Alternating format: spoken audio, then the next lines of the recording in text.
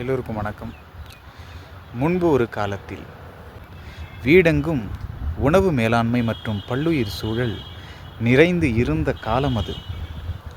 அதன் மிச்சங்களும் எச்சங்களும் பின்வருமாறு: சோர்வடித்த தண்ணீர் நற்குணங்கள் நிறைந்த நீச்சத் தண்ணீராய் பருகப்பட்டது.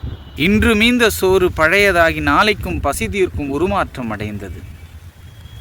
ஒரு நாள் கடந்தால் அதே சோறு உப்புக்காரம் சேர்த்து பிசையப்பட்டு விதவிதமான வடிவங்களில் சோற்றுவத்தலாய் பரிணாமம் பெற்றது. நம் வீட்டு தோட்டத்தில் பருவ காலங்களில் காய்க்கும் முத்தான எலுமிச்சையும் நார்த்தங்காயும் கொத்தான மாங்காயும் கிளிகேட்கும் கோவைக்காயும் கதிரவன் கண்பட காய்ந்து மண்ஜாடிகளில் உமிழ்நீர் அவிழ்க்கும் ஊறுகாயாய் அவதாரம் எடுத்தது.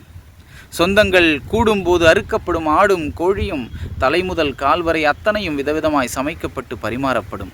வீட்டில் அவ்வப்போது உடைக்கப்படும் முட்டை ஓடுகள், காலையும் மாலையும் உற்சாகமளிக்கும் தேநீர் தூள், கண் கலங்கி உரித்த வெங்காயத்தின் தோல் வேலியோரம் நடப்பட்ட ரோஜா செடிக்கு உரமாகும். காய்ந்த பால் குடித்தது போக உரை ஊற்றி முறிக்கப்பட்டு தயிர் என்னும் தேகம் எடுப்பால், பின்பு நீரூற்றி கடையப்பட்டால் மிதக்கும் மேகம் போல் வெண்ணெய் கரையோரம் திரண்டு வர நீர்மோராய் பிறப்பெடுப்பால், திரண்ட வெண்ணெய் வெண்தணலில் உருக முருங்கை கொண்டு மனம் கூட்டி நெய் என தன் ஆயுளை நீட்டிக்கொள்வாள். மல்லாட்டையும் முந்திரியும் கவனமாய் உலர்த்தப்பட்டு குடுவையில் அடக்கப்படும்.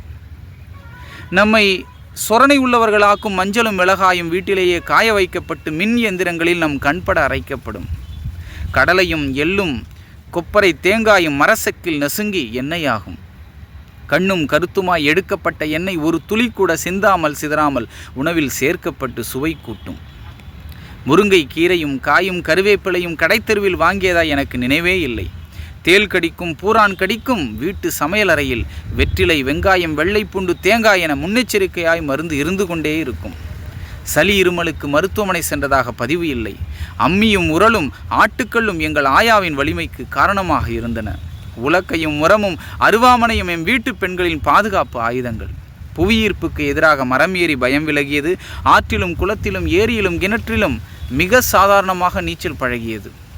பஞ்ச காலங்களில் சோற்று கற்றாழை பசி தீர்த்தது. நற்காலங்களில் இளமை வரமளிக்கும் அழகு சாதன பொருளாய் அதே கற்றாழை மாறி நின்றது. போட்டதை தின்றுவிட்டு விசுவாசத்தை காட்டும் நாய் வீட்டு வாசலில் பாதுகாப்புக்காக நின்றது. பொருளை ஈட்ட பெருக்க ஆடு மாடு கோழி என பல்லுயிர் சூழல் நிறைந்து இருந்தது. ஒவ்வொரு நாளும் பல மைல்கள் கடக்கும் கால்கள், எவ்வளவு வேலை என்றாலும் சலிக்காமல் செய்யும் கரங்கள், இதயத்தை துடிப்போடு வைத்து அழுத்தமோ சர்க்கரையோ இரத்தத்தில் சேரவிடாமல் பார்த்து கொண்டது. இப்படி மண்ணுக்கும் அனைத்து உயிர்களுக்கும் துன்பமில்லாத ஒரு கலாச்சாரத்தை கொண்டு தன்னிறைவோடு வாழ்ந்து வந்தோம். அடிப்படையில் எந்த செலவும் இல்லாமல் கிடைக்கும் முழு ஊட்டச்சத்து உணவுகளான பாலும் கறியும் முட்டையும் இன்று வரிசையில் நின்று பணம் கொடுத்து கடைகளில் நுகரும் பொருளாய் மாறிவிட்டது.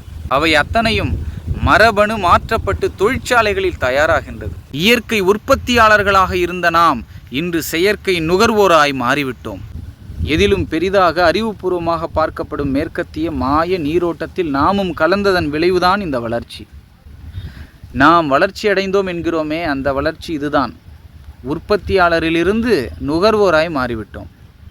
நான் சொன்னவை அத்தனையும் ஒரு பானை சோற்றில் ஒரு சோறு பதம்தான். ஒற்றுமையின் உணர்வறியா மனிதருக்கு இவையெல்லாம் பிதற்றல் மற்றும் அரைவேக்காட்டுத்தனம்தான். மண்ணும் மனிதனும் சேர்ந்து இங்கு தலை சிறந்த வாழ்வியலை வகுத்தனர். பசிப்பினி நோய் கசடர அதை மேல் நோக்கி வளர்த்தனர். அது எவரிடமும் கையேந்தாத தற்சார்பு மற்றும் உணவு உற்பத்தி மேலாண்மை பொருளாதாரம். நன்றி.